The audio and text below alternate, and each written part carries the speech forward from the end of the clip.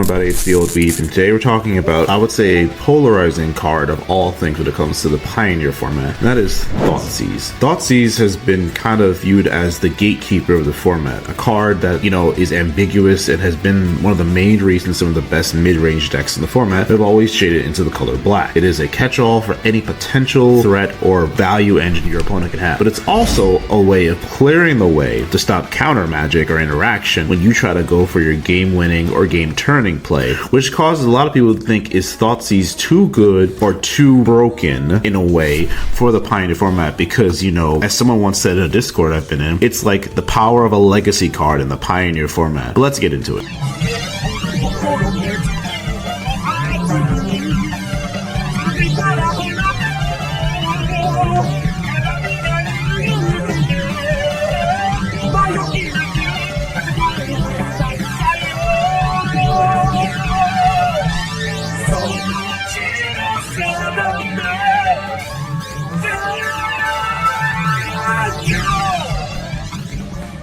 Don't forget, guys, I now have a Discord, the Weeb Center. Please join and help give me more topics or just have discussions about different nerdy topics or the communities themselves. I'm sure if you've played Magic the Gathering for a long enough time, you know the phrase, a one for one. And Thoughtseize on its surface is the fairest of one for ones. It is a 1 black mana card that pays you 2 life to take any non-land card out of your opponent's hand, but also gives you, of course, information. Now, information in the game of Magic the Gathering is probably the second most pivotal thing outside of making sure you hit your land drops. Because when you Thoughtseize someone and you can see your opponent's hand, you can almost kind of, if you've played long enough or have an understanding of the format you're in, understand the gameplay patterns they're going to take going forward, and then you can figure out how to disrupt that. And the key thing about Thoughtseize in the Pioneer format is that with the fact that removal is not the greatest in the format, and while we're getting better and better pieces as the years go on, the threats are usually better than the removal as it's currently stand in 2024. That might change in a few years, but currently speaking, Thoughtseize gives people the ability to just take people off curve or take away the limited removal that they have. The fact that most every kind of creature threat nowadays is usually a 2-for-1 or at least a value engine on its own. Some of the best cards being Fable the Mirror Breaker, Glissa, Unholy Annex, Mayhem Devil, Battleline. Like, the list can go on literally of any card that once it sticks on the battlefield, it becomes what I would say is an Avengers level threat, because it's going to accrue value or just chip away at you over time. And the 2 life loss to stop this thing from just steamrolling you means perfectly fine. And people might say, well, then it's doing too much, because for 1 black mana you can essentially throw off someone's entire curve and make them have to top deck something to replace whatever it is you took. And I'll think about this scenario. If say you're Thoughtseizing against a control deck and you see that they have a 2 mana counter spell, a 3 mana counter spell, 4 mana for Memory Deluge, 5 mana to Fairy, and they have a sweeper. So they have 2, they've already played a land, they have 2 more lands. That is their hand. What do you take in the situation? The conventional wisdom is to take the 2 to 3 mana counter spell so you can jam a playthrough. But you know that when it comes to 1-for-1s, if you have 3 threats in your hand and they have 2 counter spells, you can just run them out of counters. But the Memory Deluge is the biggest problem, because then it can help them draw into more counter spells, more interaction.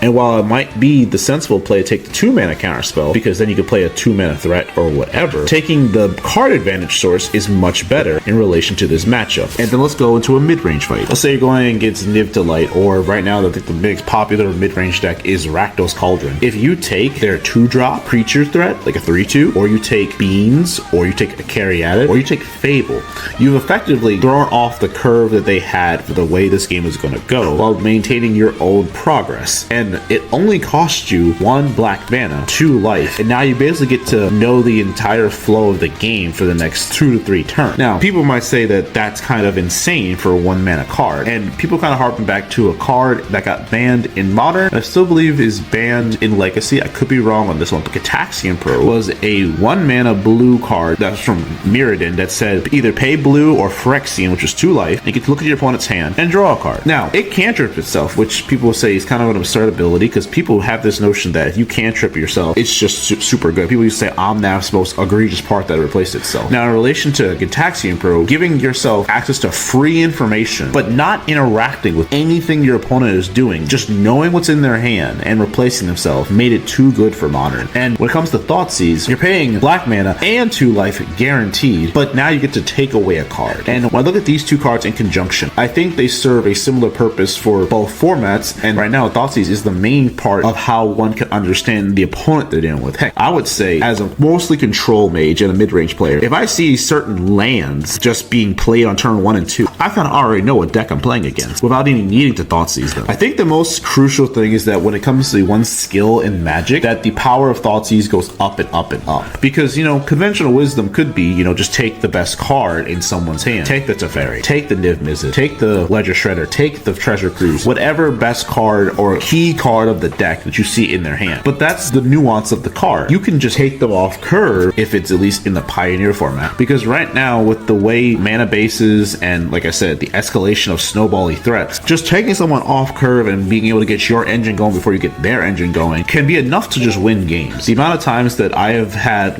solid hands and I get Thoughtseized and it almost didn't matter what they took. I'll never forget years ago, I would say 2022, I was on blue-white control. My opponent was on Neoform. They Thoughtseized me. In my hand at the time was Wandering Emperor, Supreme Verdict, Memory Deluge, and Karn the Great Creator. And you might be wondering why Karn the Great Creator was in there. I was on an interesting kind of control, but the point being is that what card would you take in that scenario? And they're on Neoform. So in their head, they're thinking, I must take the Sweeper because Supreme Verdict just answers the Atraxa and then they have to go start from scratch. But Karn, on the other hand, is a value engine threat that people know way about because he's been around since 2018 and he had no idea what's in my Karn board. I'm a control deck. Why do I even have Karn? But he decided to take the Sweeper, which understandable. But then on turn 4, when he didn't have a threat, I was able to go play Karn plus Karn, minus next turn, grab a hate piece for his deck. Just straight up grab Grafdigger's Cage out of the sideboard. So it turns off Neoform entirely. And he had no idea of knowing that that was what I could grab. But the sheer fact that he Thoughtseize had information, could formulate a game plan for it, and it just kind of didn't matter. But I wouldn't say he made an incorrect choice because what else could he have done? If he takes the Sweeper, then I have to find a new Sweeper.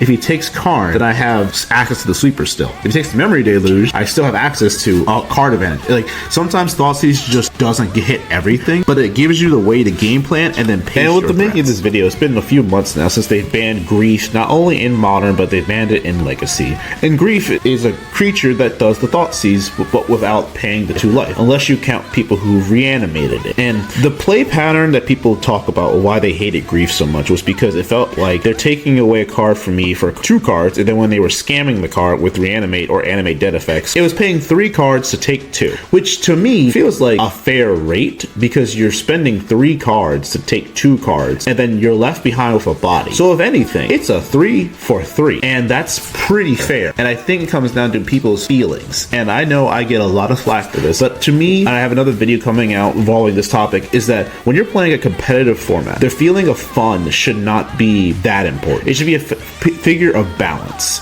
And 3 for 3, 1 for 1, 2 for 2, equal is equal, and regardless of someone's feelings about it, that's just how it goes. When I got into Modern, I understood this. I started Modern and Modern Horizons 2, and even when during the era of Rakdos Scam being everywhere, I shifted to playing Hammer Time because I really didn't need to care about if I got turn 1 Grief because they couldn't really deal with Urza Saga. Urza Saga just kind of carried me through most of those matchups, and also the deck overall was solid at the time. So that was me just simply adjusting to the meta and playing a deck that was still fun to me, but also could beat the deck that was the most prominent in the format because it had a Thoughtseize effect and it had a free Thoughtseize effect. The Thoughtseizing of somebody is just so aggravating to some players that how dare they have this annoying 1-drop, or in that case, a free card that could see my opponent's hand and take their best card. So I say that when it comes to this effect, this card is going to be polarizing for years to come because to me, Thoughtseize is the equivalent of Counterspell, not in mana cost, but in terms of the feelings that players tend to have. When you get Thoughtseized and you kept a sketchy hand, it's the worst feeling ever because you know that you should have kept a better hand, and I get it. You can mulligan and try to have a playable hand and just get Thoughtseized and there's not a non-game. You can't affect that RNG, that's just part of the game. But for some psychological reason, there's this issue that I've seen that I don't understand, that some players would rather rather get Thoughtseize than counterspelled. Which to me, it's like you had the card and someone had the answer for it, versus you never got a chance to play the card because it was ripped out of your hand. And this is why I put these two cards together, is that there's this psychological phenomenon that having the attempt to play something and have it thwarted versus not playing it at all has two very different but similar feelings. And to me, it's like, it's the color pie. It's how it goes. Blacks answer to things to kill it or remove it from your hand. Blues answer to things, bounce it, and counterspell it on the way back. That's just how the color pie goes. And I just want people to understand that if you're going to play a competitive format, I'm not saying you can't be upset of losing. Heck, saltiness is fair. But what I'm saying is that the calls I see for some of these cards to get like banned, restricted, or whatever is laughable to me,